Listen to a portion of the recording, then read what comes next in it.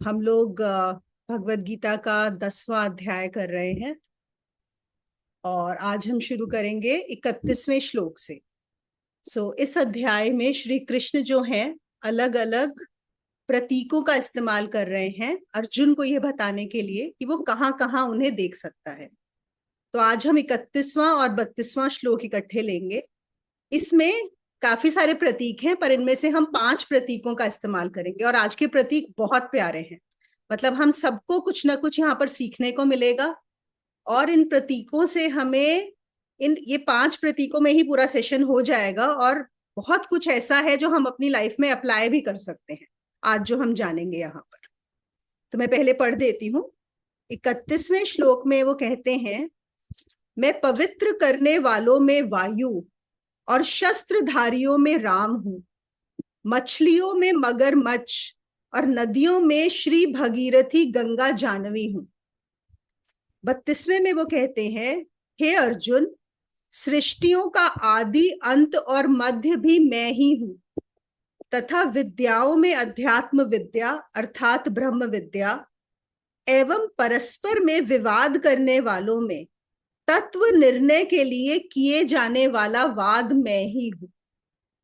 तो सबसे पहले जो उन्होंने आज जो प्रतीक लिया है, सिंबल लिया है, जिसमें वो कहते हैं मैं पवित्र करने वालों में वायु, ये हमारे लिए एक बहुत ही सुंदर प्रतीक है कि वो क्यों वायु का इस्तेमाल कर रहे हैं। देखिए वो क्या बोल रहे हैं, जो भी पवित्र करती हैं चीजें, जिनसे पवित्र हुआ जाता है, उनमें मैं वायु हूं। मतलब वो हमेशा सबसे अच्छा सबसे बड़ा सिंबल यूज करते हैं। तो सबसे पहले हमें समझना होगा कि पवित्र से क्या मतलब है, क्यों उन्होंने, क्योंकि पवित्र तो बहुत चीजों से किया जाता है, पवित्र का क्या मतलब होता है। देखो अगर हम देखें वायु को, तो उसकी जो सबसे बड़ी बात है वो है कि वायु स्वतंत्र है।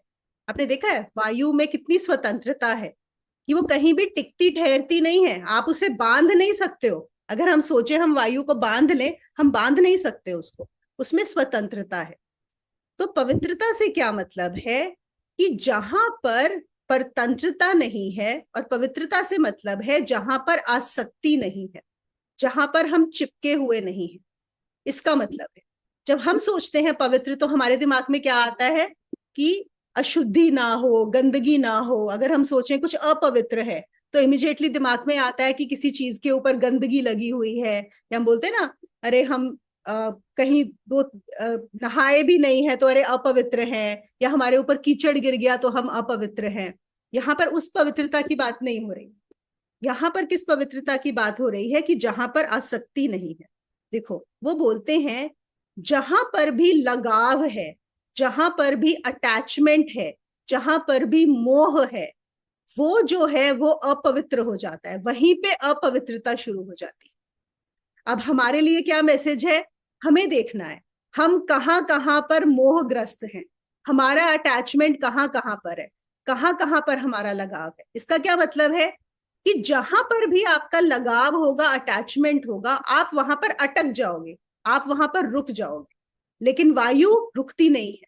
देखा वायु को कहीं रुकते हुए कि अच्छा मुझे ये घर बड़ा पसंद आ गया, अब मैं इस घर में रुक जाऊंगी, या मुझे ये इंसान बड़ा पसंद आ गया। अब देखो वायु हमारे शरीर के अंदर भी जा रही है, हम सबके शरीर में जा रही है और बाहर आ रही है। हम उसको रोक सकते हैं कि हम उसको रोक लें, वो जो अंदर जा रही है? नहीं रोक सकते। क्या हम उसका बाहर आना रोक सकते हैं? मे बी 1-2 सेकंड 5 सेकंड के लिए हम नहीं रोक सकते उसको। और क्या उसको आसक्ति है कि मुझे तो मुनि का शरीर बड़ा पसंद आ गया, मैं तो ना अब इस शरीर के अंदर ही रहूंगी, या मैं इस कमरे में रहूंगी? नहीं, वो बिल्कुल भी कहीं पर भी आसक्त नहीं होती है। ठीक है। तो वो क्या कहते हैं, जहां पर भी ठहरने का मन होगा, जहां पर भी तुम जिस जगह को अपनी मंजिल बना लोगे, वहीं पर तुम्हारी अपवित्रता शुरुआत हो जाती है। और जीवन जहां भी प्रवाह को खो देता है, गति को खो देता है, वहीं पे अपवित्रता शुरू हो जाती है। देखो नदी में और डबरे में क्या फर्क है? You know what is the difference between नदी और डबरा? नदी बहती है और डबरा, डबरा इज पॉन्ड, वो एक ही जगह स्टेबल हो गया। पॉन्ड का पानी मूव नहीं होता है ना, वहीं पे है, तो वो स्टेगनेंट होना शुरू हो जाता है। तो हम जहां पर भी एक जगह चिपक जाते हैं, ठहर जाते हैं, वहीं पर वो स्टेगनेंसी, वहीं पे वो दुर्गंधता शुरू हो जाती है। अगर हम देखें जो डेड सी बोला जाता है, इधर है ना, जॉर्डन के पास है, डेड सी है और ब्लैक सी है, क्या फर्क है दोनों? डेड सी में भी वहां पे वो स्टेगनेंट हो गया है, बंद हो गया, वहां पर सॉल्ट इतना ज्यादा है, और जो मूव कर रहा है, जो लाइफ देता है, जो ब्लैक सी है, वहां पे क्या है? वहां पर मूवमेंट है। जहां पर देखो, हमें क्या समझना है, हम जब अपनी बात करते हैं, कई बार हम बोलते हैं कि हम शुद्ध हो गए, हम गंगा में नहा लिए तो शुद्ध हो गए, हम नहा लिए तो शुद्ध हैं, या हमने बड़े साफ कपड़े पहन लिए, या हम मंदिर होके आए हैं तो हम बड़े शुद्ध हैं। ये प्रतीकों से, ये प्रतीक शुद्धता के प्रतीक नहीं है। इनसे क्या है? सिर्फ बाहरी शुद्धता है, सिर्फ शरीर की शुद्धता है।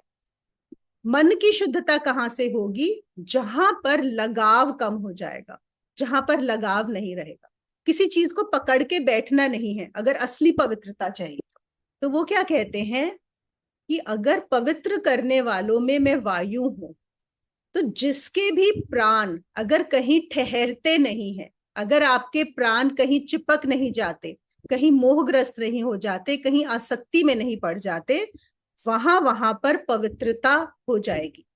आपके प्राण भी पवित्रता को उपलब्ध हो जाएंगे, आप भी पवित्रता को उपलब्ध हो जाओगे, अगर आप चिपकोगे नहीं, अगर आप लगाव नहीं करोगे, है ना। आप लोगों ने सुना होगा कि जैसे महावीर और बुद्ध, महावीर के स्पेशली जो है, हाँ दिस इज फाइन, महावीर के जो भिक्षु होते थे, उनके जो फॉलोअर्स होते थे, उनको वो ऐसा बोलते थे कि कहीं पर भी 3 दिन से ज्यादा नहीं रुकना है। वो हमेशा मूव करते रहते थे, वो कभी भी एक जगह पे नहीं रहते थे। वो कहते थे कि अगर 3 दिन में, उनको कैसे पता लगा होगा नहीं पता, लेकिन जो साइकोलॉजिस्ट ने जो रिसर्च की है, उससे ये पता लगता है कि कहीं पर भी अगर आप 3 दिन से ज्यादा रुक जाते हो, वहां पर आसक्ति शुरू हो जाती है, वहां पर एक मैं मेरा शुरू हो जाता है। अगर आप किसी जाके किसी होटल में भी रुके हो, 3 दिन से ज्यादा रुकोगे तो आपको वो अपना सा लगने लग जाएगा, आपको वो घर जैसा लगना शुरू हो जाएगा, है ना। वो क्या कह रहे हैं, ये जो जीवन है हमारा, ये भी एक सराय है, ये घर नहीं है। यहाँ पे घर बनाने नहीं आए हो तुम, यहाँ पर बसने नहीं आए हो। हम सोचते हैं हम बस जाएं, ये बसने की जगह नहीं है, ये सिर्फ सराय है। सराय को सराय जैसे इस्तेमाल करो। जैसे आप किसी होटल में जाते हो, तो क्या होटल में बस जाते हो जाके, क्या वहां पे जाके रहना शुरू कर देते हो? क्या वहां पे जाके उसका अरेंजमेंट चेंज करना शुरू कर देते हो? नहीं करते ना। आपको पता है ये होटल है, मैं 2-3 दिन के लिए आया हूं, यहाँ पे ठहरूंगा और चला जाऊंगा। वही चीज करनी है इस जीवन में भी, तभी पवित्रता कायम रह सकती है। सन्यास का क्या अर्थ होता है? देखो, अब इसका मतलब ये भी नहीं है कि हम हर 3 दिन में अपना घर बदलते रहे, हम कर भी नहीं पाएंगे और उसकी जरूरत भी नहीं है। क्योंकि अगर हम हर 3 दिन में अपना घर बदलेंगे तो पता है हम किससे चिपक जाएंगे? मन ऐसा है, वो इसी में बड़ा आसक्त हो जाएगा कि देखो मैं तो 3 दिन से ज्यादा एक जगह पर रहता ही नहीं। ये भी हो जाता है। बात ये नहीं है कि घर से चिपकोगे, अगर आप किसी सोच से भी चिपक गए, कोई भी चीज जिससे आप अटैच हो गए, वहीं पर अपवित्रता की शुरुआत हो जाती है। देखो, हम फिर से समझते हैं कि जो वायु है उसके 2 लक्षण बताए गए हैं। वायु का पहला लक्षण है कि वो कहीं भी रहती नहीं, आई है नहीं और चली गई। अभी आई भी नहीं कि चली गई, है कि नहीं? अभी स्पर्श महसूस हुआ और वो तो मूव हो गई है। अब हम बोलेंगे हाँ मुझे तो अभी भी फील हुए जा रही है, लेकिन वो वायु का दूसरा वो है। वायु तो टिकी नहीं, टिकती ही नहीं, आई और गई, मतलब कहीं भी नहीं ठहर रही है कि नहीं? ये वायु की बात। और दूसरी चीज जो है वायु में, वो ये है, दिखाई नहीं देती पर है लेकिन दिखाई नहीं देती। तो कितनी ट्रांसपेरेंट है वो, तो वो है पवित्रता।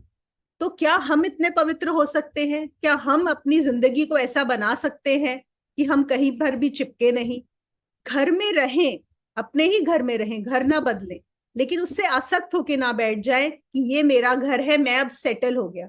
जहां आप सोचोगे आई वॉन्ट टू सेटल, और हम सोसाइटी में यही वर्ड्स यूज करते हैं ना, सेटल डाउन, अरे हमारा बच्चा सेटल हो जाए, अरे हम अब सेटल हो गए। आप कभी सेटल होते ही नहीं हो। और दुख क्यों होता है? क्योंकि अनसेटल होना ही होना है। आप कितना भी सोचो मैं सेटल हो गया, फिर कोई ऐसी परेशानी, कोई ऐसी स्थिति आ जाती है, परिस्थिति, कि पता लगता है कि अनसेटल हो। तो वो कहते तुम सेटल हो, तुम्हारा सेटल होने की कोशिश करना ही अपवित्रता को बुलावा देना है। जहां तुम सोचो मैं सेट हो गया, वहीं तुमने शुरुआत कर दी उस अनसेटल में। और आपने देखा कुछ शीशे ऐसे होते हैं जिनमें इतने साफ होते हैं वो कि आपको शीशा भी नजर नहीं आता। कई बार कई लोगों के एक्सीडेंट भी हो जाते हैं कि आपको दिखा ही नहीं कि शीशा भी है। तो बिल्कुल ऐसा, ऐसी पवित्रता कि वायु है लेकिन दिखाई नहीं दे रही, आपके अंदर से आर पार हो जाती है। क्या है मतलब हर जगह से पार हो रही। तो वायु जैसी पवित्रता, वायु जैसी ट्रांसपेरेंसी आपको लाइफ में जब लानी होगी, वही है पवित्रता। इसीलिए कृष्ण बोल रहे हैं कि वायु में मैं पवित्र हूं, पवित्र में मैं वायु।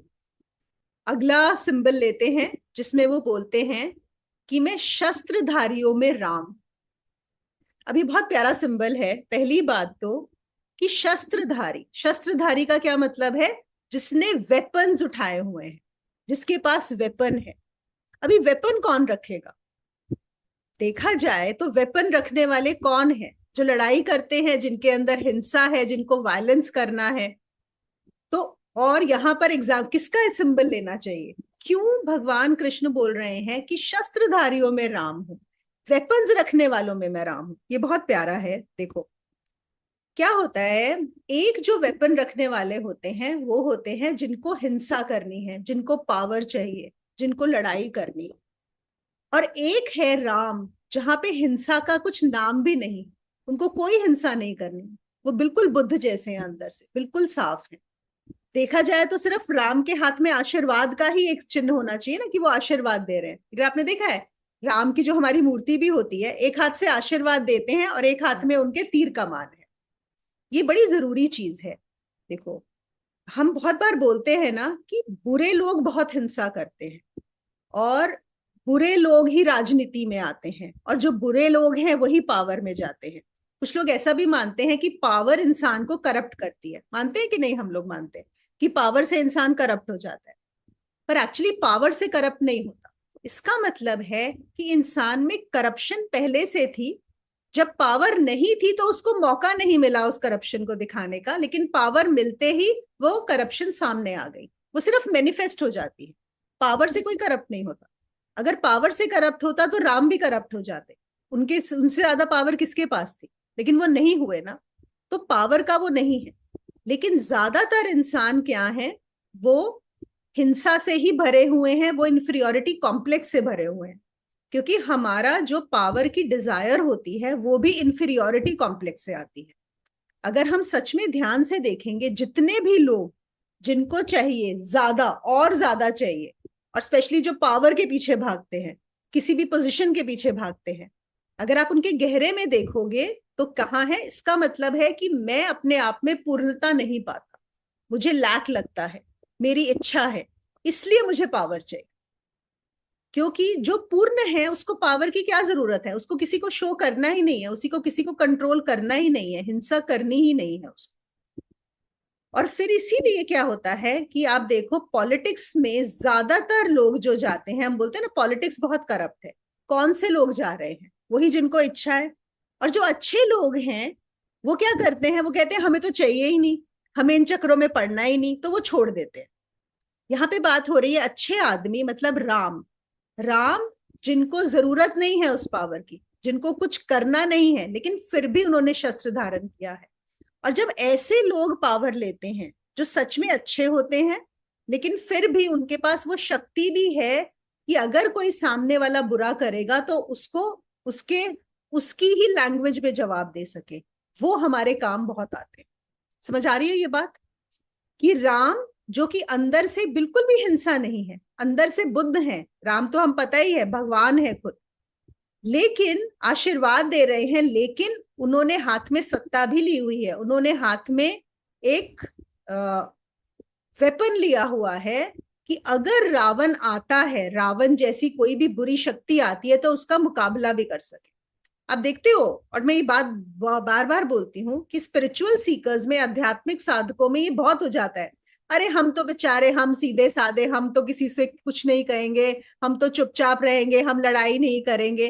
मैं ये नहीं बोल रही कि आप जाके लड़ो, लेकिन ये सोचना आप क्या कर रहे हो कि जो नेगेटिव लोग हैं, जो बुरे लोग हैं, आप उनको अपने आप हाथ में दे रहे हो ना, फिर वो तो लेंगे ही लेंगे चीजों को अपने हाथ, क्योंकि अच्छे लोग लेना ही नहीं चाहते। तो आप अच्छे भी रहो और साथ में आपके पास पावर भी हो, सत्ता भी हो, आपके पास साथ में वेपन्स भी हो। तो इसलिए इसलिए वो कहते हैं कि शस्त्रधारियों में मैं राम हूं, शस्त्र होना की बहुत जरूरत है। वैसे हम देखेंगे कि रावण, उसके पास शस्त्र है, रावण बहुत ज्यादा शक्तिशाली है और शस्त्र है, लेकिन उससे कौन लड़ सकता है? उससे राम ही लड़ सकते हैं, उससे वो ही लड़ सकता है जो जिसके पास वो शस्त्र है बिल्कुल वैसे ही, लेकिन जो रावण जैसा नहीं। देखो एक और बात को समझो, अगर दो रावण आपस में लड़ेंगे तो कोई उससे कुछ होने वाला नहीं है, उससे सिर्फ नुकसान होगा। लेकिन जब एक राम और रावण लड़ेंगे तो वो बहुत दूसरी चीज है, क्योंकि जब राम रावण से लड़ रहे हैं तो वो रावण नहीं बन जाते। हमने पिछले वाले श्लोकों में भी एक बात की थी कि जब भी हम किसी से लड़ते हैं तो हम उनके जैसे हो जाते हैं, आपको होना ही पड़ता है उनके जैसे। जैसे बोलते हैं ना कि अगर कीचड़ में पत्थर मारोगे तो कीचड़ तुम्हारे ऊपर भी आके गिरेगा, बोलते हैं कि नहीं बोलते? ये चीज, अगर हम कोई बुरा है, अगर हम सोचे हम उसे दिखा देंगे कि वो बुरा है, तो हम भी उसके जैसे बुरे हो जाएंगे, आपको भी बुरा बनना पड़ेगा। एक और आप लोगों ने देखा होगा, कुछ लोग बोलते हैं कि पॉलिटिक्स में आने से पहले तो ये बड़े सज्जन पुरुष थे, और कई सारे हमें एग्जाम्पल्स मिल जाएंगे, है ना, कि पॉलिटिक्स में नहीं आए थे तो बड़े अच्छे थे, लेकिन जैसे ही गद्दी मिली तो पूरा का पूरा पलट गए। तो कैसे पलट जाते हैं? क्यों? क्योंकि अगर आपको वहां पे सरवाइव करना है तो आपको वैसा ही होना पड़ेगा, आप उसके बिना नहीं कर पाओगे। लेकिन कौन है जो उसमें जाकर भी अपने आप को बचा के रख पाएगा? वो है राम। इसका क्या मतलब है? जिनका राम जैसा चरित्र होगा, जो राम जैसे अंदर से पूर्ण होगा, है ना, उसी की बात। कहते हैं राम इतने अनूठे हैं जो आदमी बुद्ध जैसे हैं, लेकिन उनके हाथ में शस्त्र रावण जैसे हैं, बहुत रावण जैसे। और रावण के हाथ में शस्त्र बहुत खतरनाक है, क्योंकि रावण क्या करेगा? हिंसा ही करेगा, रावण दूसरों का नुकसान ही करेगा। लेकिन वही शस्त्र जब राम के हाथ में आ जाते हैं तो शस्त्र होते हुए भी राम से सिर्फ भला ही होगा। तो किसके हाथ में शस्त्र है, किसके हाथ में वेपन्स है, इस चीज से बहुत मैटर करता है, और सत्ता किसके हाथ में। और वो कहते हैं चरित्र की असली परीक्षा तब होती है जब पास में शक्ति हो। जैसे कुछ लोग वो कहते हैं कि जो हमें लगता है कि बहुत अच्छे लोग हैं और बहुत चरित्रवान लोग हैं, अगर हम ध्यान से देखेंगे तो हमें पता लगेगा कि उनके पास शक्ति है ही नहीं। तो आपके पास चॉइस ही नहीं है, बल्कि तो आपको कैरेक्टर अपना बना के ही रखना पड़ेगा। जब शक्ति ही नहीं है तो कैसे जानेंगे कि आपका चरित्र अच्छा है कि नहीं है? नहीं जान सकते। देखो हम इसको एक और एग्जाम्पल से समझ सकते हैं। सपोज बहुत सारे लोग, जब कोई चीज होती है तो हम क्या बोलते हैं? चलिए ठीक है, भगवान की यही मर्जी थी, बोलते हैं कि नहीं बोलते? अब सपोज सच में अगर हम ये चीज बोल रहे हैं, अगर हम ये चीज एक्सेप्ट कर रहे हैं कि भगवान की यही मर्जी थी, और सोचो, इमेजिन करो कि वो सब लोगों के पास वो शक्ति आ जाए, वो एक पावर आ जाए कि वो उस चीज को बदल सकते हैं, तो क्या वो एक्सेप्ट करेंगे या बदलेंगे उस चीज को? सोच के देखो। बदलेंगे। और अगर बदल रहे हैं, इसका मतलब वो एक्सेप्टेंस नहीं था कि ये भगवान की मर्जी है ना, वो सिर्फ एक, और कोई ऑप्शन नहीं था, इसलिए बोला कि भगवान की मर्जी। तो हमेशा अपने आप ये चेक करो, जब भी किसी चीज को बोलते हो ना कि नहीं I am accepting it, it is God's will, अपने आप को देखना, मे बी बोलोगे नहीं, मन में तो सोचते हैं ना, हम सबको ये देखना है ये चीज, कि जब भी मैं ये बात बोलती हूं कि दिस वॉज गॉड्स विश, उसी टाइम सोचो कि चलो इस समय मेरे पास ये पावर होती कि मैं इस चीज को बदल सकती थी, अगर बाय चांस, तो भी क्या मैं इस चीज को ऐसे ही रहने देती या बदलती? तब समझ में आएगा कि सच में मैंने एक्सेप्ट किया है कि नहीं किया। अगर बदल देती तो मतलब एक्सेप्ट नहीं किया है ना। अगर पावर होने के बाद भी मैं उस चीज को नहीं बदलती, पावर होने के बाद भी मैं उस चीज को एक्सेप्ट करती, वही असली एक्सेप्टेंस है, तभी चरित्रवान है। और ये बहुत जरूरी है। देखो मुझे पता है हम लोग सब यही सब करते हैं, बहुत सारी चीजों को एडजस्ट भी करते हैं, एक्सेप्ट करते हैं, लेकिन अगर हम ये भगवत गीता पढ़ रहे हैं, सुन रहे हैं, तो हमें थोड़ा सा अपने डीप में जाना होगा, और ये बड़ा अनकंफर्टेबल लगेगा। क्योंकि हम सब जब सोचेंगे ना तो हमें रियलाइज होगा कि नहीं, मैं बदलती इस चीज को, मैं इस चीज को बदलता, मैं एक्सेप्ट नहीं करता। तो इतना तो जाने, कम से कम हमें ये तो पता होना चाहिए कि हाँ, मेरे पास पावर की कमी है इसलिए मैं एक्सेप्ट कर रहा हूं। इतना तो अपने साथ शुद्धि होनी चाहिए, है कि नहीं इस बात का। तो इस चीज को जरूर सोचें। वो क्या कहते हैं कि कमजोर आदमी को अगर ताकत दे दो, उसी समय उसका चरित्र बह जाएगा। आप देखो वो क्या करेगा। किसी भी कमजोर आदमी को आप पावर दो और फिर देखो कि क्या होगा, समझ में आएगा, है ना। और सबसे पहले जो होगा वो क्या होगा, उसके अपने चरित्र की हत्या हो जाएगी। और वो दूसरों का नुकसान तो बाद में करेगा, सबसे पहले अपना ही नुकसान कर लेगा उस पावर को मिलते ही, आते ही।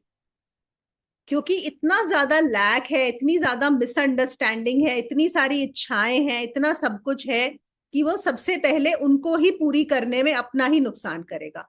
और यही कारण है कि जब तक कैरेक्टर नहीं बिल्ड होता तब तक पावर दी भी नहीं जाती। जैसे बहुत सारे लोग जो बोलते हैं कि हम बड़ा शक्तिहीन महसूस करते हैं, उसमें कुछ ऐसा नहीं है कि परमात्मा ने आपके ऊपर कृपा नहीं की हुई है। इसका मतलब है कि आपको शक्ति देना सही बात नहीं है। जैसे कि क्या हम कभी किसी छोटे बच्चे के हाथ में गन पकड़ाएंगे, या कोई बहुत तेज नाइफ आप अपने बच्चे के हाथ में पकड़ाओगे? एक ऐसा चाकू होता है ना, आपने देखे चाकू होते हैं कि टच भी किया तो कट जाता है। आप कभी छोटे बच्चे के हाथ में दोगे? आप छोटे बच्चे के हाथ में नंगी बिजली की तार पकड़ाओगे? नहीं पकड़ाओगे ना। तो जैसे हम अपने बच्चे को नहीं पकड़ाएंगे, ऐसे ही जो परमात्मा है उसको भी पता है। उसको पता है कि हमें अगर ये चीज दे दी गई तो हम क्या करने वाले हैं उसके साथ, अनजाने में। क्योंकि हमें उतनी बुद्धि नहीं है, इसीलिए हमें नहीं दी जाती वो शक्ति।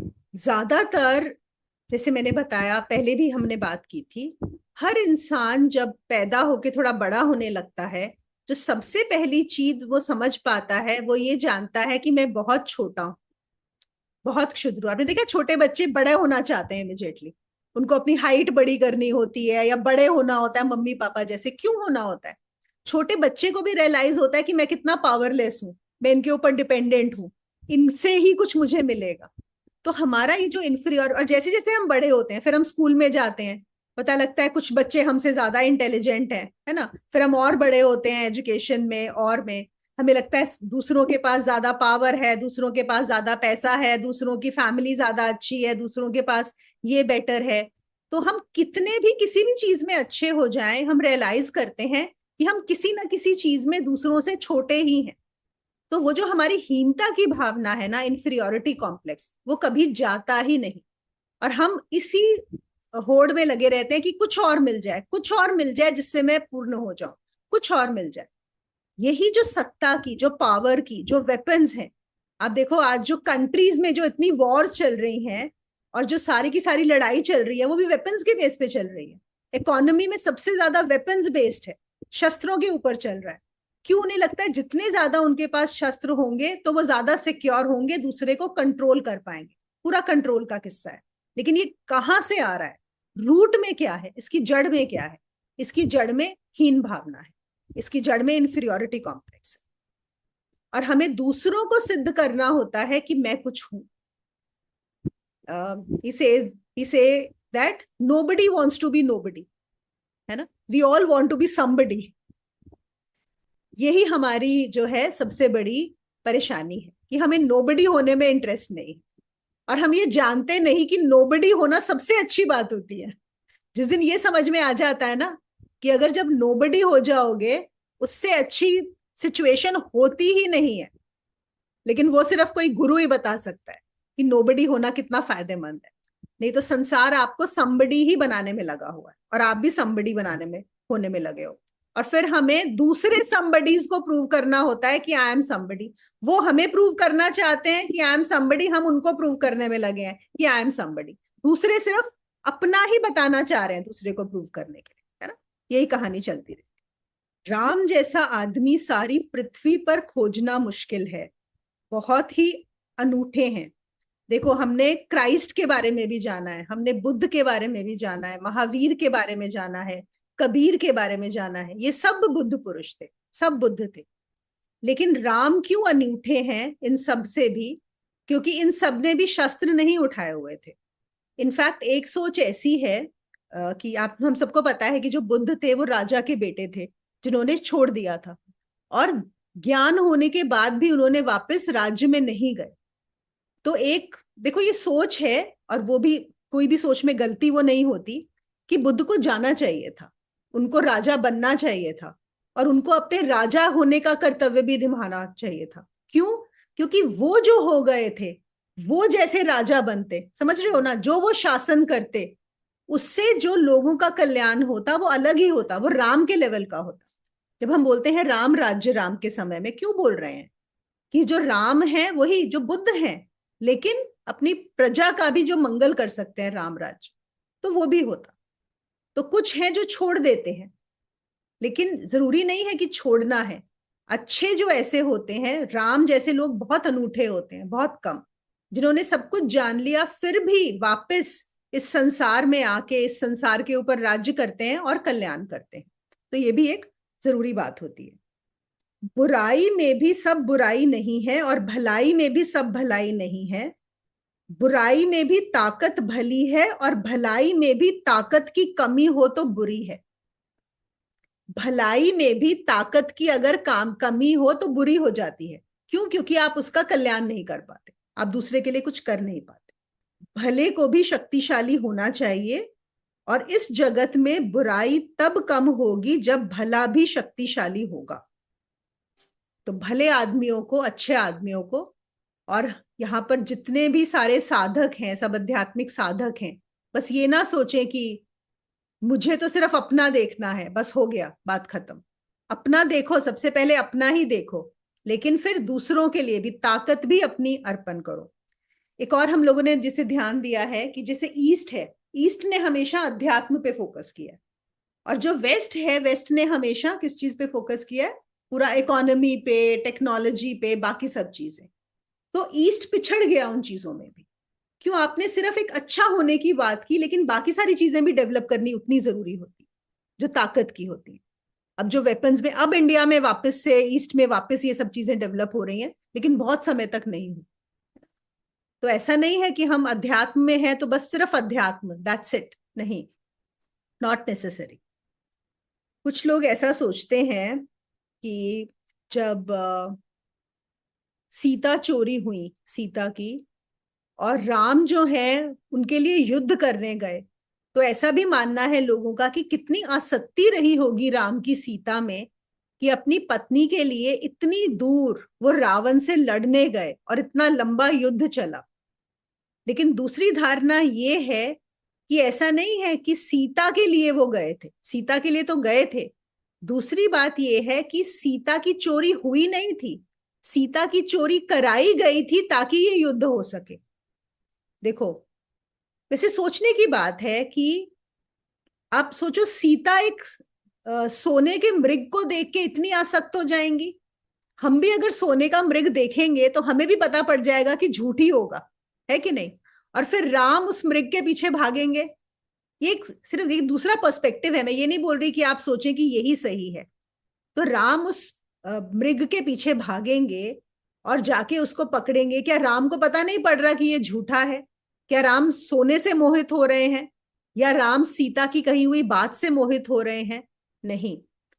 एक और ये है कि ऐसी सिचुएशंस क्रिएट की गई, सीता को चुराया, चोरी करवाई गई, ताकि जो बुरा है, मतलब रावण, बुराई को समाप्त करने के लिए, कई बार बुराई को समाप्त करने के लिए बुरे की बुराई को उघाड़ना पड़ता है। मतलब होता है ना, आपने देखा, मूवीज में भी देखा होगा, बोलते हैं कि अरे हम इनको कैसे कैच करें, कोई एविडेंस ही नहीं है, देयर इज नो एविडेंस।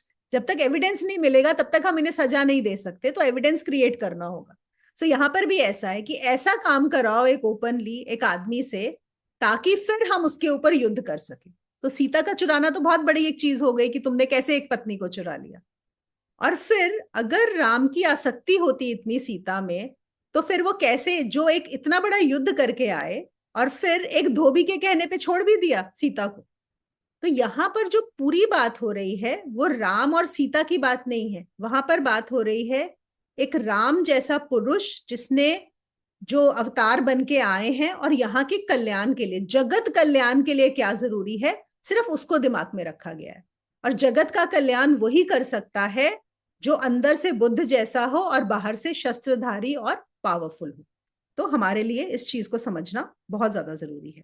ठीक है, फिर वो बोलते हैं, अगला जो हम प्रतीक लेंगे वो है, हे अर्जुन, मैं नदियों में भागीरथी, जानवी, गंगा हूं। हम सबको पता है कि भारत में सबसे ज्यादा हम लोग गंगा नदी को ही पूजते हैं, जबकि देखा जाए तो बहुत बड़ी बड़ी नदियां हैं। ब्रह्मपुत्र तो बहुत ज्यादा बड़ी है, हुआंगहो है, और अमेजोन अगर हम बाहर का देखें तो क्यों गंगा को क्यों चूज किया हुआ है ना, वो गंगा के लिए बोलते हैं। क्योंकि पृथ्वी पर, पूरी पृथ्वी पर, और ये साइंटिस्ट भी चेक कर चुके हैं कि जो सबसे ज्यादा जीवंत नदी है वो है गंगा, जिसमें सबसे ज्यादा जो अलाइव है। और ये पूरे टेस्ट हुए हैं और ये तो सबको पता है कि उसका जो कुछ केमिकल ये है कॉम्बिनेशन उसका, गंगा का, वो बिल्कुल डिफरेंट है बाकी नदियों से। आप देखो उस नदी में कितनी सारी लाशें बहाई जाती हैं। हम सबको पता है कि वो लाशों को डाल दिया जाता है, पता नहीं हजारों सालों से इतनी लाशें डाली गई हैं, और वो पूरी हड्डियां भी गल जाती हैं गंगा में, मतलब उसका जो केमिकल कॉम्पोजिशन है। लेकिन फिर भी गंगा अभी तक अपवित्र नहीं हुई। गंगा का जल हमेशा साफ ही रहता है, और सिर्फ गंगा का जल ऐसा है, इसीलिए हम अपने घर में रखते हैं, जो कभी नहीं सूखता। आपने देखा, कभी ट्राई किया है? कोई भी पानी रख लो वो सूख जाता है, लेकिन गंगा जल इतना सा भी कम नहीं होता, बिल्कुल वैसा का वैसा रहता है। और ऐसे भी टेस्ट हुए हैं कि जैसे जो लाश डाली गई गंगा के अंदर, और बिल्कुल लाश के साइड से पानी लिया गया, बिल्कुल वहीं से, लेकिन वो भी बिल्कुल प्योर था। तो अगर उसके अंदर यहाँ पे लाश बह रही है और वहीं पे आप पानी पी रहे हो, तो वो आपको अफेक्ट नहीं करेगा। तो ये तो है केमिकल कॉम्पोजिशन गंगा का, डेफिनेटली जो पूरा का पूरा डिफरेंट है।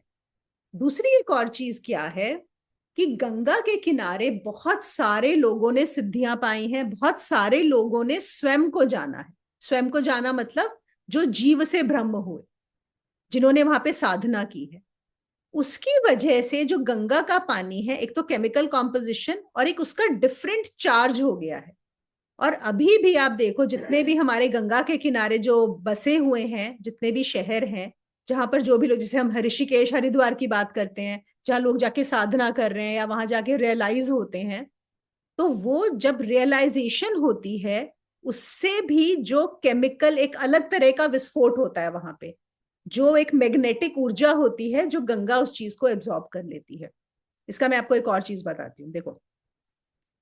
हम सबको पता है कि एटम बम कितना पावरफुल होता है। मतलब एक हिरोशिमा और नागासाकी पे जो एटम बम गिरा था, उससे विद इन 5 सेकेंड्स 1.25 लाख लोग मर गए थे। और एटम बम का फटना का क्या मतलब होता है, जो एक एटम होता है, एक अणु, उसके अंदर एक इलेक्ट्रॉन होता है, एक न्यूट्रॉन होता है और एक प्रोटॉन होता है। तो एटम बम का मतलब है कि उन तीनों को अलग कर दिया जाए। तो जो पता किया था, जब इन्होंने बॉम्ब बनाया, जो हमारे साइंटिस्ट थे, उन्होंने क्या टेक्निक फाइंड की थी कि कैसे इलेक्ट्रॉन, प्रोटॉन और न्यूट्रॉन को अलग कर दिया जाए। तो उन तीनों को, एक शक्ति है जिसने उन तीनों को जोड़ के रखा हुआ है। अगर उस शक्ति को अलग कर दिया जाए, उस शक्ति से उन तीनों को अलग, तो एक विस्फोट होता है, which is called atom bomb.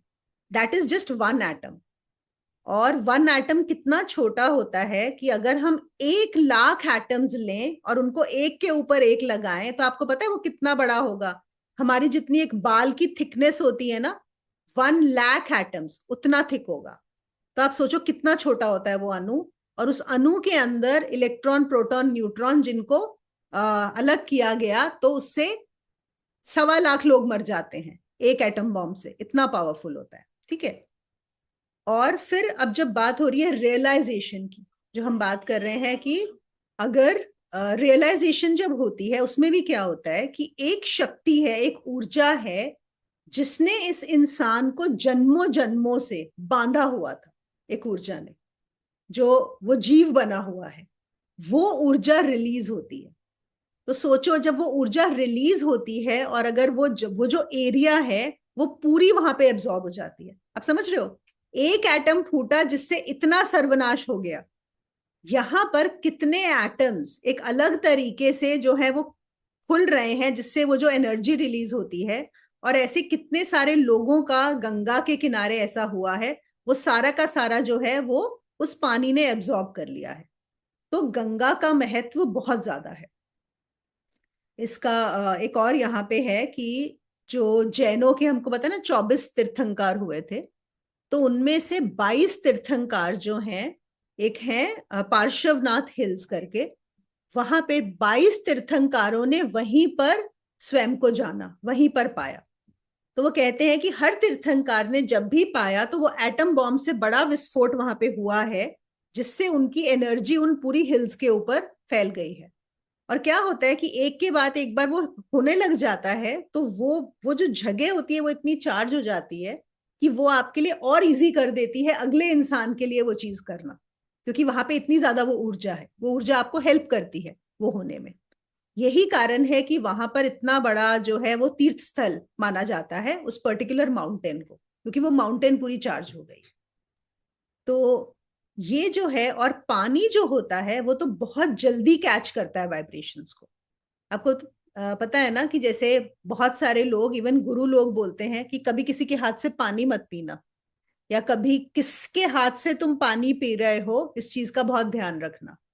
सुना है कि नहीं सुना है? या हर घर में पानी नहीं पीना चाहिए, हाँ बोला जाता है, सदगुरु ही बोलते हैं।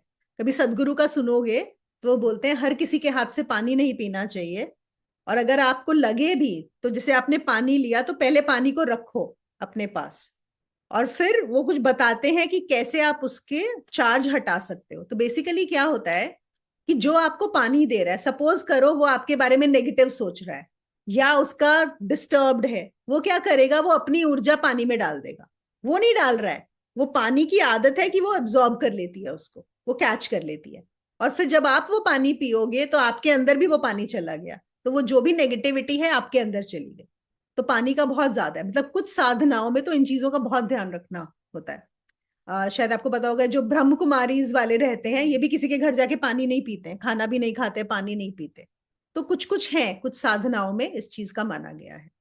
तो पानी का चार्ज बहुत ज्यादा होता है, इसीलिए जो गंगा है वो बहुत बहुत हाईली स्पिरिचुअली चार्ज्ड है।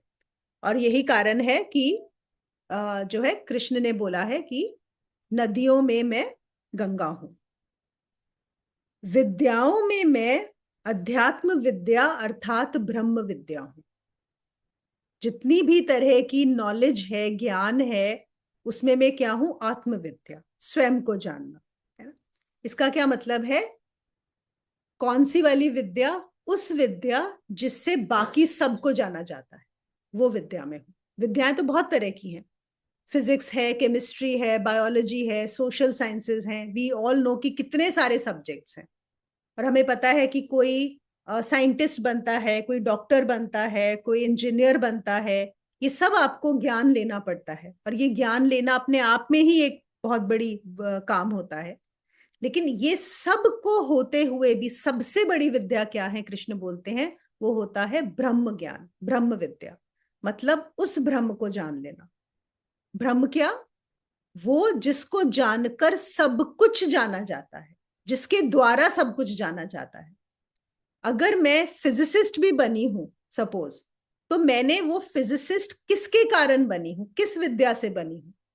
सबसे पीछे क्या है, सबसे पहले क्या है, फाउंडेशन में क्या है? वो है ब्रह्म विद्या। आप कितना भी कुछ जान लो, सब कुछ जान लो, लेकिन अगर आपने स्वयं को नहीं जाना कि आप कौन हो, आत्मज्ञान नहीं हुआ, ब्रह्म ज्ञान नहीं हुआ, तो वो विद्या आपके काम नहीं आएगी। वो विद्या आपको, हाँ संसार में जरूर आपको लगेगा आपको बहुत कुछ मिल गया, लेकिन आपका मृत्यु होते ही सब नष्ट, फिर वो चक्कर चलता रहेगा, वो चक्र चलता रहेगा। इसलिए सबसे जरूरी क्या है, वो है आपका स्वयं को जानना। उसके बारे में ही इन्होंने बोला है। आप सबने एक कहानी सुनी होगी, वेदांत में बड़ी कॉमन है, कि एक बार 10 लोग नदी पार कर रहे थे, है ना। तो जब नदी पार करके निकले तो उन्होंने बोला चलो देख लें नदी में रास्ते में बाढ़ आई थी कि हम 10 के 10 आ गए हैं कि नहीं आ गए हैं। तो क्या करते थे वो, जैसे सपोज 10 लोग हैं तो एक पहला गिनता था, 1 2 3 4 5 6 7 8 9। अरे सिर्फ 9 लोग रह गए, एक हमारा डूब गया नदी में। तो दूसरे ने बोला नहीं नहीं तूने गलत गिना होगा, मैं गिनता हूं। उसने भी ऐसे ही गिना, उसने भी गिना कि 9 है, उसने बोला हाँ ये तो सही बोल रहा है, 9 ही लोग हैं, कोई एक हमारा साथी डूब गया है। तीसरे ने गिना, उसने भी 9 गिने। 10 ने बारी बारी से गिना लेकिन 9 ही गिने। क्यों 9 गिने? क्योंकि स्वयं को नहीं गिना, हमेशा बाहर के 9 गिने, है ना, अपने को कभी भी नहीं गिना। और फिर वो 10 के 10 बैठ के वहां पर रोने लगे जोर जोर से। तो एक वहां से साधु जा रहे थे, उन्होंने बोला अरे तुम लोग क्यों रो रहे हो? तो उन्होंने बोला हम 10 लोग नदी पार करने चले थे, लेकिन नदी में बाढ़ थी और हमारा एक साथी बह गया, अब हम 9 रह गए इसलिए रो रहे हैं। और साधु ने तो वहीं पे गिन लिया था कि ये 10 लोग हैं और वो समझ गया। उसने फिर भी बोला अच्छा बताओ कैसे गिना? तो उन्होंने गिना, तो पता लगा कि ये खुद को तो गिन ही नहीं रहे। तो साधु ने बोला अच्छा ठीक है, मैं देखो मैं कुछ वो करता हूं, तुम्हारा 10वां आदमी वापस आ जाएगा। ने बोला अच्छा आप ले आएंगे? उसने बोला हाँ। कहते देखो मैं तुम सबको एक एक करके चांटा मारूंगा, और जब चांटा मारू तो तुम बोलना एक, दूसरे को चांटा मारू तो बोलना दो। उन्होंने बोला ठीक है, अब अगर आप ले आएंगे तो हम चांटा खाने को भी तैयार हैं, है ना। तो उसने पहले को जोर से चांटा लगाया, उसने बोला एक, फिर दूसरे को लगाया दो, मारता गया। तो 10 लोग तो थे ही। तो जब 10वें को चांटा मारा उसने बोला 10। तो इतने खुश हो गए वो लोग, है ना, कि अरे हम 10 के 10 वापस आ गए, जबकि 10 पहले से ही थे। तो असल में जो साधना होती है ना, अभी सबको ये बोलोगे कि जो साधना है वो और कुछ नहीं है, आपको चांटा मारना जैसा ही है। क्योंकि हो तो वही, है ना, लेकिन अपने आप को गिन नहीं रहे हो, लेकिन चाटा खाने के लिए भी तैयार रहते हैं। क्यों? क्योंकि अरे 10वां आदमी तो मिला, है ना, तो खुद को नहीं गिनते। तो ऐसे ही वो कह रहे हैं तुम कितनी भी विद्याएं ले लो, विद्याएं जो बाहर की हैं वो कौन सी हैं? वो 9 लोग जो हैं वो हैं। और 10वें कौन हो? 10वीं विद्या जो तुम हो वो क्या है? वो ब्रह्म विद्या है, वो बहुत जरूरी है। तो जब तक तुम खुद को नहीं गिनोगे तब तक तुम गलती ही करते रहोगे। जो हम बोलते हैं ना कि सब्जेक्ट और ऑब्जेक्ट, आपका ध्यान पूरा ऑब्जेक्ट्स में है, सब्जेक्ट को आप देख ही नहीं रहे हो। आपका ध्यान विषयों में है, जो विषयी है, जो विषयों को जानने वाला है वो कौन है, उस पर जब तक ध्यान नहीं दोगे तो आपका सब गड़बड़ रहेगा। इसीलिए वो कहते हैं कि सब में मैं ब्रह्म विद्या हूं। देखो एक डॉक्टर है, वो सबको ठीक कर सकता है, सब कुछ दूसरे का ठीक कर रहा है, लेकिन अगर खुद बीमार पड़ता है खुद का कुछ नहीं कर सकता, खुद को जानता ही नहीं है कि वो कौन है, खुद के बारे में उसे कुछ नहीं पता। आपको पता है तिब्बत में जब डॉक्टर्स को, जो पुराने मतलब अब तो क्या रहा होगा, जो मोनेस्ट्रीज में वहां पे भी ऐसे डॉक्टर्स होते हैं, जब तक आप डॉक्टर नहीं बन सकते जब तक आपको आत्मज्ञान ना हो, अब you are not allowed to become a doctor वहां पर। वो कहते हैं कि जब तक तुम खुद को नहीं जानते तब तक तुम दूसरे का इलाज कैसे कर सकते हो? You are not allowed. सोचो, हमारे यहाँ डॉक्टर का मतलब है कि आपने कुछ चीजें सीख ली और डिग्री ले ली और फिर आप डॉक्टर बन गए। वहां पे ऐसा नहीं था। अब नहीं पता क्या है, लेकिन पहले उनका ऐसा ही सिस्टम था कि बिना आत्मज्ञान के आपको डॉक्टर नहीं बनाया जाएगा। अब एक साइकोलॉजिस्ट है, आप साइकोलॉजिस्ट तो बन गए, दूसरे के माइंड को तो आप समझ जाओगे, बता दोगे, लेकिन जब आप डिस्टर्ब्ड होगे तो क्या होगा? आप भी तो डिस्टर्ब हो रहे हो ना, तो क्या फायदा हुआ? आपको गुस्से के बारे में सब कुछ पता है बाहर से कि गुस्सा क्या होता है, लेकिन जब आपके साथ कुछ हो रहा है तो आप भी गुस्सा हो रहे हो। तो ये विद्याएं जो हैं ये सिर्फ बहुत सुपरफिशियल हैं, जरूरी हैं, ऐसा नहीं है कि जरूरी नहीं है, लेकिन उससे भी ज्यादा जरूरी कौन सी विद्या है? स्वयं को जानने की विद्या। एक्चुअली इवन साइकोलॉजिस्ट को भी आत्मज्ञान होना चाहिए, उससे पहले साइकोलॉजिस्ट नहीं अलाउ होना चाहिए, है ना। एक बार फ्रॉइड के साथ ही ऐसा हुआ था, सिगमेंड फ्रॉइड जो father of psycho analysis and psychology, कि ही न्यू एवरीथिंग अबाउट एंगर, लेकिन कोई बात हुई एक दिन, इतना गुस्सा कि वो पागल हो गया। तो और उसको खुद ही ये चीज हुई कि मैं गुस्से के बारे में सब कुछ जानता हूं लेकिन अपने गुस्से को मैं कंट्रोल ही नहीं कर सकता। और एक है, कौन? रामकृष्ण परमहंस, कुछ पढ़े लिखे नहीं है, दूसरी तक पढ़े हैं, कोई ज्ञान नहीं है, कोई शास्त्र नहीं पढ़ा है, लेकिन स्वयं को जानते हैं। कबीर हैं, जुलाहे हैं, स्वयं को जानते, है ना, वो वाली विद्या। जिसने सब जान लिया और स्वयं को न जाना, उसके जानने का क्या उपयोग है? और जिसने कुछ भी न जाना और स्वयं को जान लिया, उसने सब जान लिया। और हम क्या मानते हैं, जो भारतीय संस्कृति है, मनीषा है, जो हमारा ज्ञान है, उसमें हम ये जानते हैं कि जिस ज्ञान को तुम मृत्यु के पार ना लेके जा सको, वो चीज जो तुम मृत्यु के आगे तुम ना ले जा सको, वो किसी काम की नहीं। वो उसमें अगर तुम समय गवा रहे हो, उसमें तुम अपनी जिंदगी गवा रहे हो, तो तुम गवा ही रहे हो। तुम देखो वो क्या है, क्या जानना है जो मृत्यु के पार भी तुम्हारे साथ जाएगा। बस वही असली ज्ञान है, बाकी सब बेकार है। ये एक शायद आप सबने सुनी होगी, ये मैंने ही बहुत बार बताई है कि जब सिकंदर अलेक्जेंडर ने इंडिया पे, हम सबको पता है कि आके आक्रमण किया था। और सिकंदर का एक गुरु थे, उनका नाम था अरस्तु। जो अरस्तु हैं, और उन्होंने बोलते हैं जो वेस्टर्न थॉट में काफी कुछ, इवन लॉजिक, जो भी ज्ञान है, मतलब he was a highly intelligent person, जिसको बोलते हैं ना, कोई कोई होते हैं जिनको सारी विद्याओं का ज्ञान होता है, सब कुछ जानते हैं, वो उस तरह के थे। और फिर भी जो सिकंदर थे, वो थे राजा। तो अरस्तु सब कुछ जानते हुए भी उनको माननी किसकी पड़ती थी? सिकंदर की ही माननी पड़ती थी। और बोलते हैं कि कभी कभी सिकंदर ऐसा भी बोलते थे उनको कि अरस्तु, तुम घोड़े बन जाओ, मैं तुम्हारे ऊपर चढ़ूंगा, तो उनको वो भी करना पड़ता था। तो फिर क्या हुआ, जब सिकंदर इंडिया आए और अरस्तु ने सुना था कि भारत में कुछ गुरु होते हैं, तो उन्होंने बोला कि जब तुम वापस आओगे ना, तो एक गुरु पकड़ लाना वहां से। तो सिकंदर ने बोला, इसमें क्या बड़ी बात है, मतलब मैं तो वैसे ही, वो तो था ही इतना बड़ा। जब सिकंदर वापस जा रहा था भारत से, तो उसने अपने लोगों को बोला कि मुझे यहाँ से एक गुरु लेके जाना है अरस्तु के लिए। तो उन्होंने बोला कि अच्छा ठीक है, तो कौन कौन सा गुरु लेके जाना चाहिए? तो फिर उनको लोगों ने सलाह दी कि देखो, अगर कोई गुरु आपके बातों में आ जाए, आपकी बात मान ले, वो तो ले जाने योग्य है नहीं। और अगर कोई जो आपसे बिल्कुल भी प्रभावित ना हो, वही गुरु ले जाने योग्य है ना? कि कुछ तो एक होता है ना कि कोई गुरु वैसे ही बने हुए हैं, वो बोलेंगे कि हाँ ये सिकंदर है, बहुत बड़ा है, चलो मैं चलता हूँ, वो बेकार है। मैंने बोला अच्छा कोई ऐसा है क्या? तो उन्होंने बोला हाँ एक है तो सही, लेकिन वो तो बिल्कुल आपकी नहीं सुनेगा, वो आपके साथ बिल्कुल नहीं जाएगा, लेकिन योग्य वही है। तो सिकंदर ने बोला अगर वही योग्य है तो क्यों नहीं लेके जाऊंगा, मैं लेके जाऊंगा। मेरा तो अरस्तु भी घोड़ा बन जाता है मेरे कहने पे, जो सबसे बड़ा सबसे विद्वान है, इस गुरु का क्या लेना। तो उसने सिर्फ अपने जो ये थे सैनिक जो होते हैं, दो सैनिकों को भेजा कि जाके उसको पकड़ लाओ गुरु को। तो वो दो सैनिक पहुंचे जंगल में, और वो गुरु नग्न रहते थे और अपना लेटे हुए थे। तो उन्होंने जाके बोला कि आपको सिकंदर ने बुलाया है, चलिए हमारे साथ। तो कहते कौन सिकंदर, मैं कहीं नहीं जा रहा। उन्होंने बोला कि अगर आप नहीं जाएंगे तो आपको मार दिया जाएगा। उसने बोला ठीक है देख लेंगे, तो मैं तो नहीं जा रहा। तो उन्होंने काफी कोशिश करी, आपको हम राजमहल देंगे, ऐसा सोना देंगे आपको, ये है वो है, सब करेंगे। उसने बोला मैं कहीं नहीं जा रहा। तो सैनिकों ने बोला कि अच्छा ठीक है चलो फिर हम जाके जब उसको खबर दी, तो सिकंदर ने बोला मैं ही जाता हूँ लेने के लिए। तो बोलते हैं सिकंदर खुद गया, और नंगी तलवार लेके, बिल्कुल तलवार हाथ में लेके उनके सामने खड़ा हो गया कि मैं आपको लेने आया हूं, चलिए आप मेरे साथ।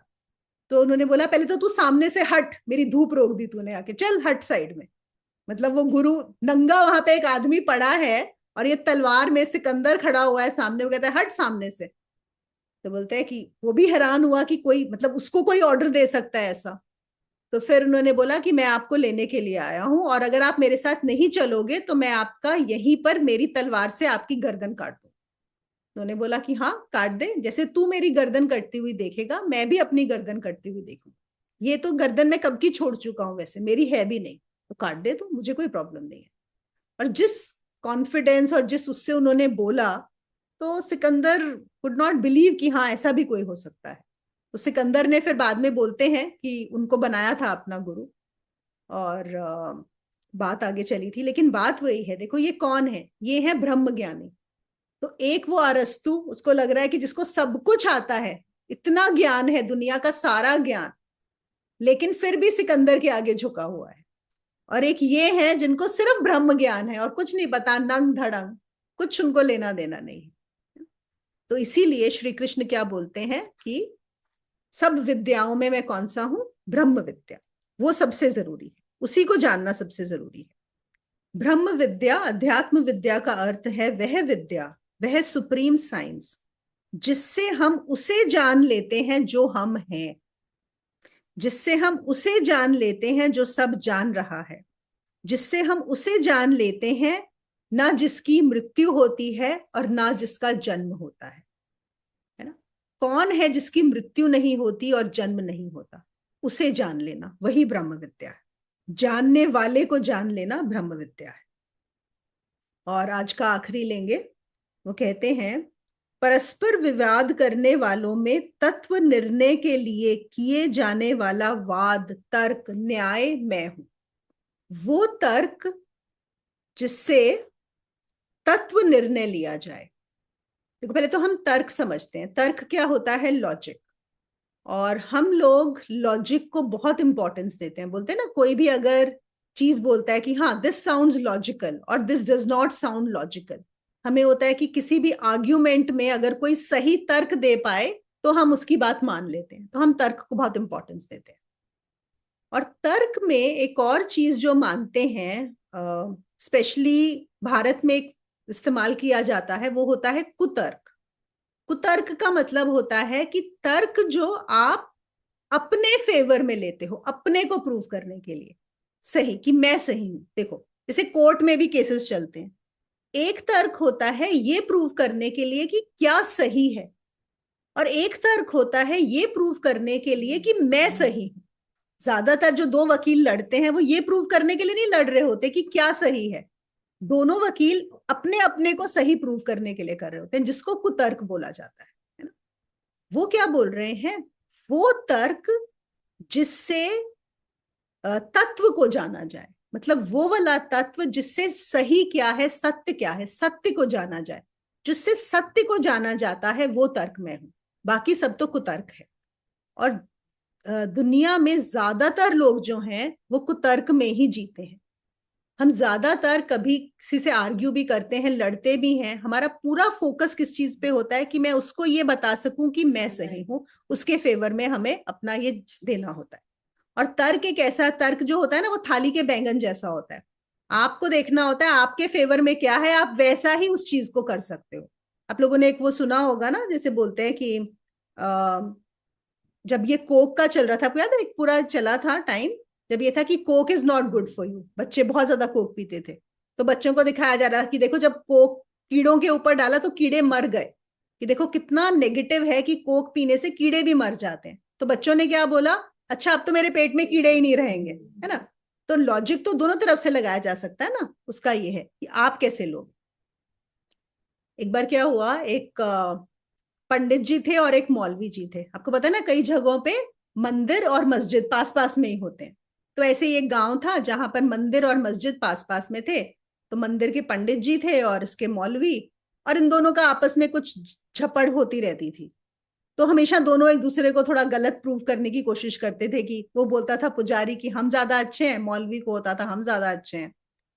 एक बार क्या हुआ, मौलवी जी अपना मस्जिद से निकल के जा रहे थे मंदिर के सामने से, और तभी बारिश शुरू हो गई। तो जब बारिश गिरने लगी तो मौलवी भागने लगे बारिश से बचने के लिए। तो पंडित ने बोला, अरे मौलवी भाग रहा है, तू तो अल्लाह का अपमान कर रहा है। वो भी रुक गया, उसको लगा क्या हो गया, मैंने अल्लाह का अपमान कैसे कर दिया। उसने बोला, देख अल्लाह ऊपर से पानी बरसा रहा है और तू भाग रहा है, तू अल्लाह के पानी से बचने की कोशिश कर रहा है, ये तो अल्लाह का अपमान हो गया। और अगर तेरे लोगों को पता लगेगा जो तुझे मानते हैं कि तू अल्लाह के पानी का अपमान कर रहा है, क्या सोचेंगे तेरे बारे में। वो मौलवी भी घबरा गया, उसको भी बड़ा लॉजिक एकदम सही लगा। यार बात तो सही है भाई, ये पानी भी तो बारिश भी तो अल्लाह ही दे रहा है ना, तो why should I run away from it. तो उसने बोला, हाँ बात तो सही है, और किसी ने देख तो नहीं लिया, उसने देखा किसी और ने तो नहीं देखा मुझे भागते हुए। तो वो धीरे धीरे चल के जाने लगा। जब तक घर पहुंचा इतनी बारिश हुई थी, उसको बुखार हो गया, निमोनिया हो गया, बड़े दिन तक बीमार रहा। हफ्ता 10 दिन बेचारा आ भी नहीं पाया मस्जिद में। उसके बाद ठीक हुआ। फिर थोड़े दिन के बाद ये अपना मस्जिद में थे, तो ऐसे ही पंडित जी सामने से जा रहे थे, तभी फिर बारिश शुरू हो गई, तो पंडित भी भागने लगा। तो मौलवी ने बोला, अरे रुक पंडित, तू भाग क्यों रहा है, तू नहीं अब भगवान का, परमात्मा का अपमान कर रहा है। तो पंडित ने बोला, अरे मैं तो इसलिए भाग रहा हूं कि भगवान पानी बरसा रहा है, उसके पानी पे मेरे पैर ना पड़ जाए कहीं पे। देखो लॉजिक है ना। उसके लिए कुछ और लॉजिक था, अपने लिए कुछ और लॉजिक है। तो लॉजिक में कुछ वो सेंस नहीं है। बहुत सारे लोग, हम इतना ज्यादा लॉजिक में फंसते हैं। इवन जैसे मैं बहुत सारे असेसमेंट्स करती हूँ, इवन ऑर्गेनाइजेशंस में क्या होता है, ये होता है कि अगर आपने कुछ लॉजिकल आर्ग्यूमेंट दे दिया then it has to be accepted. लेकिन अभी लेटली ये चीज आने लगी है, मतलब बहुत अभी जैसे असेसमेंट्स में भी, कि सिर्फ लॉजिक इज नॉट एनफ। इतना एनफ नहीं है कि आप लॉजिकल चीज बता रहे हो, आपका इंटेंशन क्या है, आप सिर्फ अपने बारे में सोच रहे हो या सामने वाले के बारे में भी सोच रहे हो, तभी उस चीज को माना जाएगा। लेकिन ऐसा बहुत जगह पे होता है। इनफैक्ट पहले बोलते हैं ग्रीस में तो स्कूल्स रन होते थे जहाँ पे लॉजिक सिखाया जाता था, और ऐसे ऐसे टीचर्स थे, वो बोलते थे कि हम तुम्हें ऐसे लॉजिक सिखाएंगे कि तुम जिंदगी में कभी कोई आर्ग्यूमेंट हारोगे ही नहीं, इम्पॉसिबल है। अगर तुमको समझ में आ जाए कि आर्ग्यू कैसे करना है, that is all that people do. जो न्याय शास्त्र है वो क्या है, वो आपको लॉजिक सिखाना ही है। तो आप हमेशा अपने फेवर में दे सकते। लेकिन जो लॉजिक अपने फेवर में दिया जाए, अपनी बात प्रूव करने के लिए दिया जाए, उसको हम तर्क नहीं बोलते, उसको हम कुतर्क बोलते हैं। वो गलत तर्क, वो हम गलत डायरेक्शन में जा रहे हैं। कृष्ण क्या बोल रहे हैं, वो लॉजिक, वो तर्क जिससे जाना जाए कि सत्य क्या है, वो मैं हूं। सिर्फ जो सत्य को जानने वाला आर्ग्यूमेंट जो दिया जाता है वही मैं हूं, बस बाकी सब बेकार है। That is it. क्या होगा इसका एक और क्या मतलब है कि वो तर्क जो है, वो लॉजिक हर किसी के लिए वही अप्लाई होगा। ऐसा नहीं होगा कि मौलवी के लिए चेंज हो गया और पंडित के लिए चेंज हो गया, नहीं। हर कोई, अगर एक चींटी है उस पे भी वही लॉजिक अप्लाई होगा। आप इंसान हो, आपके लिए भी यही लॉजिक अप्लाई होगा। आपकी मृत्यु के बाद भी वही लॉजिक अप्लाई होगा। 1000 साल पहले भी वही लॉजिक, वही तर्क से जाना जाएगा, और 1000 साल बाद भी उसी तर्क से जाना जाएगा। वो तर्क जो है, जो तर्क कभी भी नहीं बदलता, किसी के लिए नहीं बदलता, किसी समय में नहीं बदलता, वो तर्क। तो श्री कृष्ण बताते हैं अर्जुन को कि वो तर्क पे। ठीक है, तो ये हुए हमारे 31 और 32 श्लोक। 2 श्लोक में हमने आज 5 प्रतीक ले लिए। अब यहाँ पे हम क्लोज करेंगे और आप क्वेश्चंस लेंगे। मैं पहले ऑनलाइन क्वेश्चंस ले लूंगी, फिर आप ले लीजिएगा। हाँ हाँ, कोई बात नहीं है। नहीं नहीं, कोई बात नहीं, आप आराम से पूछेगा। भूल भी गई। हाँ जी, Monica ji, I need to understand something. Sure.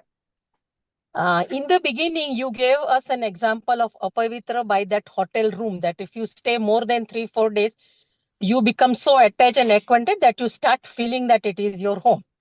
Now, what you explained, is this also applicable to our relationships, like day-to-day relationship, husband, wife, mother, children, like that? Absolutely absolutely, that is the whole idea. वो तो है ही कि हमें apply होता ही है ना, हम उनको अपना मान ही लेते हैं ना, अटैच तो हो ही गए हैं। जब भी हम फैमिली में, कुछ लोग जो हैं वो जो बहुत ज्यादा अध्यात्म में होते हैं, बचपन में ही आप देखो संन्यास ले लेते हैं या फिर शादी के बंधन में नहीं पड़ते, क्योंकि आपको पता है कि जब भी आप कुछ ऐसे रिलेशनशिप्स बनाओगे वहां पर बंधन आना ही है, वहां पर अटैचमेंट्स आने ही हैं। तो अब हम क्या करते हैं, हम बोलते हैं कि ठीक है, हम तो ऑलरेडी इन बंधनों में पड़ चुके हैं, लेकिन फिर भी एटलीस्ट जान के तो रखें ना, ये चीज हमें पता होनी चाहिए कि किसी भी समय ये बंधन समाप्त हो सकता है। तो प्रेम का बंधन हो, मोह का बंधन नहीं हो। प्रेम में बंधन नहीं होता, क्योंकि प्रेम में मृत्यु के बाद भी है। अगर वो इंसान भी नहीं रहा तो भी प्रेम है, अगर आप भी नहीं रहे तो भी प्रेम है। लेकिन अगर मोह होगा तो वो तो दुख देगा ही, बिल्कुल, वो आसक्ति। But normally, I have read, I don't know now how far this goes correct, like, mother children is the purest bond and all, ये तो सब पढ़ा हुआ है. So how is that relatable to this? Okay. See, when we say mother and child is the purest, that is again, everything is relative. It is in relation to other social relationships.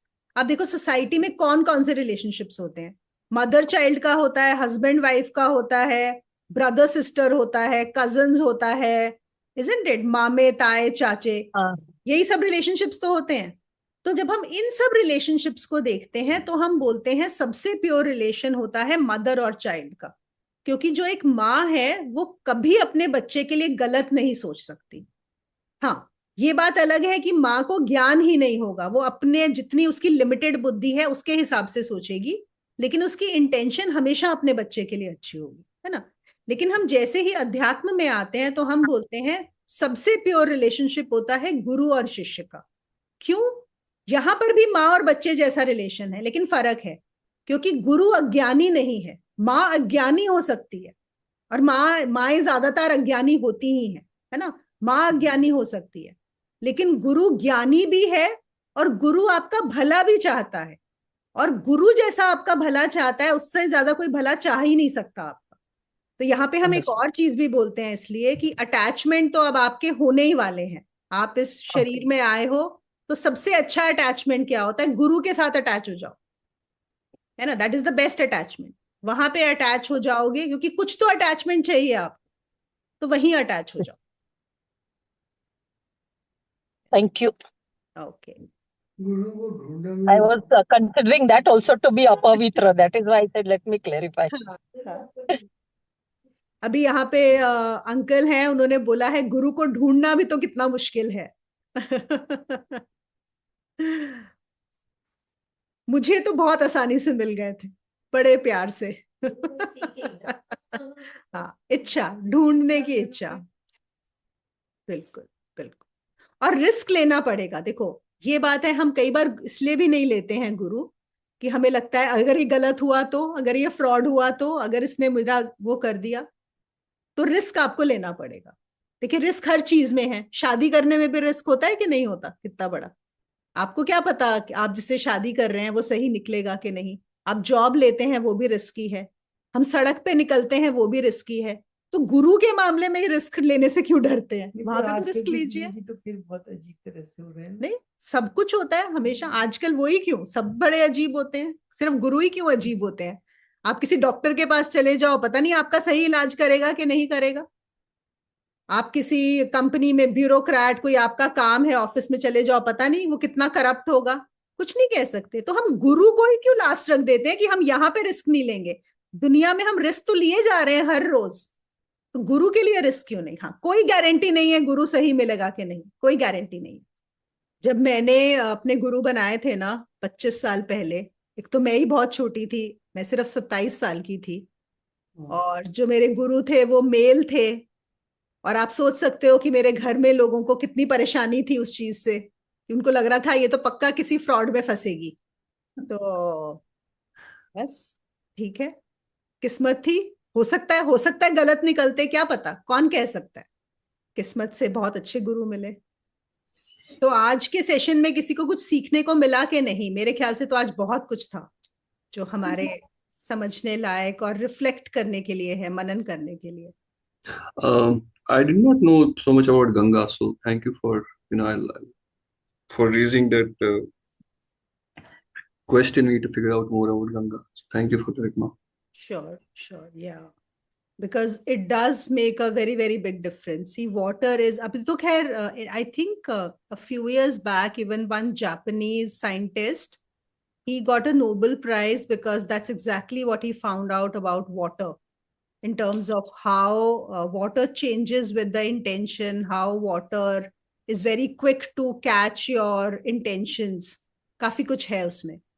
तो जो गंगा के बारे में भी, मतलब जो मैंने अपने गुरुओं से भी सुना है, वो यही है कि वहां पर जो लोग इतनी साधना करते हैं, जैसे हम देखें ऋषिकेश का एरिया है, गंगोत्री, ऊपर गोमुख, वहां पे बहुत सारे लोग जो छोड़कर करते हैं, और जब जिनको भी रियलाइजेशन होती है, उससे वो जो पानी है, उसका जो मैग्नेटिज्म है, वो बढ़ता ही जाता है। तो there is a reason behind it, that water does, या There is a temple in Kashmir, Kheer Bhavani बोलते हैं उसको, तुलमुल बोलते हैं. It's very revered in Kashmiri Pandits. So उसमें माता का मूर्ति पानी के बीच में है, spring water, uh, and the color of water changes, right? For example, they say when terrorism was at its peak in Kashmir, the color of water was red, basically, right? It also changes to black and green and blue and white and something like that. So to support your theory of that water is very sensitive, it immediately absorbs whatever is happening in the surroundings, right? Which would be positive or negative. So that is one of the places I know. Although I have not seen those colors, but they say the color changes.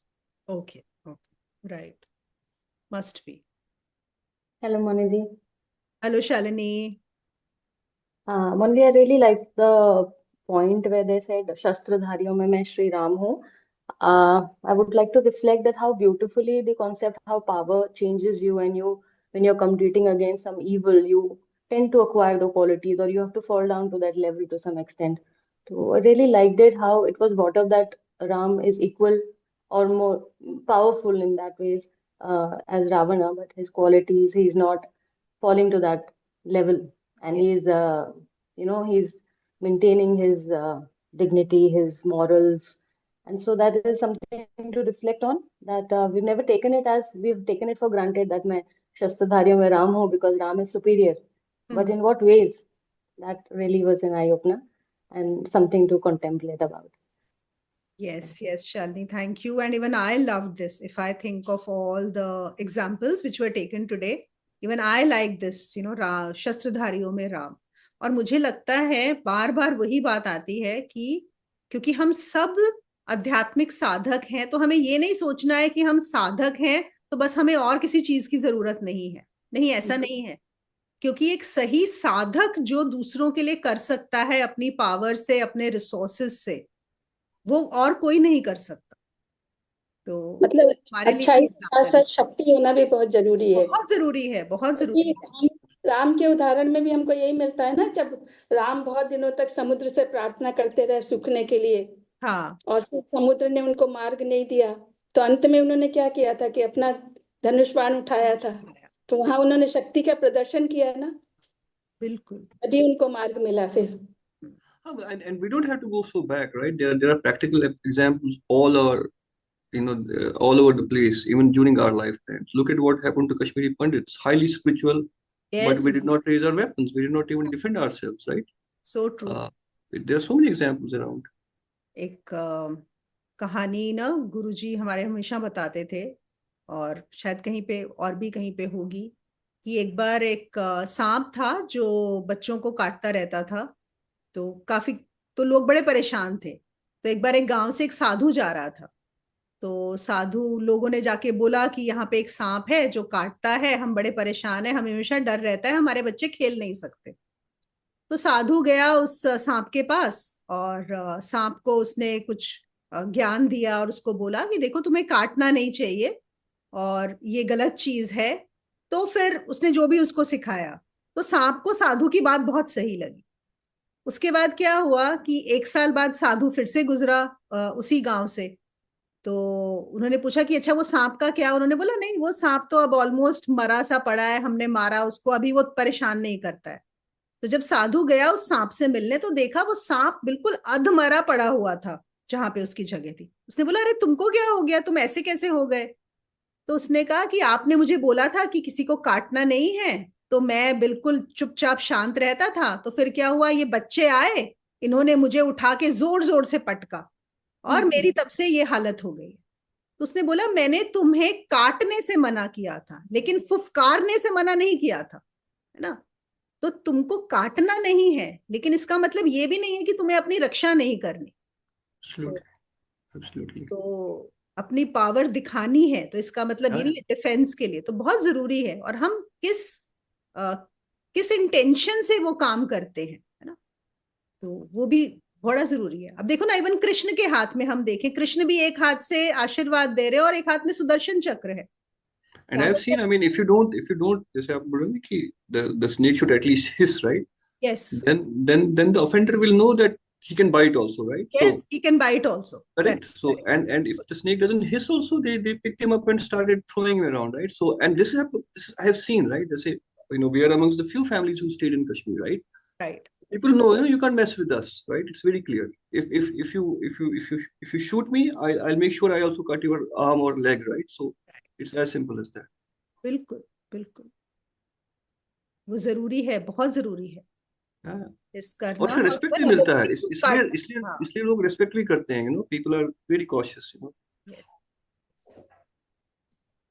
That doesn't mean we'll go and start having quarrels and fights with anyone, but then you can't mess unnecessarily. Correct. वो चीज जो है हम सब में आनी बहुत जरूरी है, हमारे हर जिसका जो भी लेवल हो उस लेवल पे, कि हाँ हम मार भी सकते हैं, लड़ भी सकते हैं, अपने को प्रोटेक्ट भी कर सकते हैं। यू कांट टेक अस, मतलब we are not coming and killing you, we are not hitting you, we are not starting a fight with you, but then even you shouldn't, and if you will He's do, one of the biggest we will. warriors, Parshuram ji, right? I mean, look at Parshuram ji, right? I think even he was a Kashmiri Pandit or something, right? I mean, but people forgot about him, and we did not fight at all. तो अध्यात्म का मार्ग भी ये नहीं है कि ये कुछ हम भागने का मार्ग है कि हम सब कुछ छोड़ के भाग जाएं, बच जाएं, नहीं, बल्कि उल्टा है। अध्यात्म में तो आपको और ज्यादा करना पड़ेगा, आपकी रिस्पॉन्सिबिलिटी देखो तो ज्यादा बढ़ जाती है। कई लोग ये सोचते हैं ना कि अरे इनसे कुछ और नहीं हो रहा तो इसलिए अध्यात्म में चले गए, नहीं, बिल्कुल नहीं। उनके लिए तो अध्यात्म है ही नहीं, अगर आप सब छोड़ छाड़ के भाग रहे हो। भागने का मार्ग नहीं है बिल्कुल भी, सही तरीके से पकड़ने का मार्ग है चीजों को। दीदी मतलब उसको अगर आप कुछ एक्शन लेते भी हो तो उसको कैरी फॉरवर्ड नहीं करना है, हाँ, राइट? वो मतलब है। वो ईगो नहीं होना चाहिए कि मैंने किया या मैंने क्यों किया, वो तुम्हें ये भी नहीं होना चाहिए उसका। वो तो तभी आएगा ना अगर आप सच में अध्यात्म में स्थिर हो गए हो, स्थित हो गए हो अपने आप में, तो वो नहीं आएगा। तो तो वही ज्यादातर लोग तो उसका ही ईगो से मतलब है, वो ऑपरेट राम करते हैं। होना जैसे हो गया ना। राम होना, बिल्कुल बिल्कुल वही मतलब है राम। तो उसी का मतलब ही वायु होना भी है। वायु को आप कोई बंधन मतलब बंधन में बांध नहीं सकते। हाँ, तो बंधन में आप तभी नहीं बांध सकते जब आपके मन में कोई विचार अटक नहीं करता या कोई बैरियर आप अपने लिए क्रिएट नहीं कर सकते। हाँ, बिल्कुल। अगर आप आसक्त नहीं होते, आप कहीं, कोई आपको बांध नहीं सकता फिर। क्योंकि हम किससे बंधते हैं, देखो हम सिर्फ आसक्ति से बंधते हैं, अटैचमेंट से बंधते हैं, हम ही बंधते हैं। वो नहीं, कोई और में इतनी शक्ति नहीं है कि हमें बांध ले। और वो हवा ये भी सिखाती है ना माँ की, जब कोई चीज उसको रोकने की कोशिश कर देती है तो उसको भी उड़ा देती है वो, है ना? So that is what is about having a bow and Ram ji का यस, दे आर आशीर्वाद। कनेक्टेड, दे आर रिलेटेड, तो बिल्कुल। हवा आ गई, कोई रोकेगा उसको उड़ा देगा। हाँ, बिल्कुल। तो जो भी देखो आज वाले सेशन में से कोई एक दो पॉइंट्स जो भी अच्छा लगा है ना, उसको सिर्फ अभी आज सुन के छोड़ नहीं देना है, उसको अपने जीवन में उतारना है। दैट इज वेरी इंपॉर्टेंट, है ना? तो देखें कि कैसे, किस तरह से हम उसको अपने अंदर आत्मसात कर सकते हैं। नहीं तो क्या फायदा हुआ, सिर्फ गीता सुन ली, 1 घंटा टाइम पास हो गया, एंटरटेनमेंट हो गया, कोई फायदा नहीं है। उससे तो ना सुनो, उससे तो टीवी पे कोई क्राइम थ्रिलर देख लेते, है ना? तो इसको उतारो अपनी लाइफ में। चलिए क्लोज करते हैं फिर आज का सेशन, ठीक है? जस्ट 2 मिनट मौन में बैठेंगे और फिर बंद करेंगे।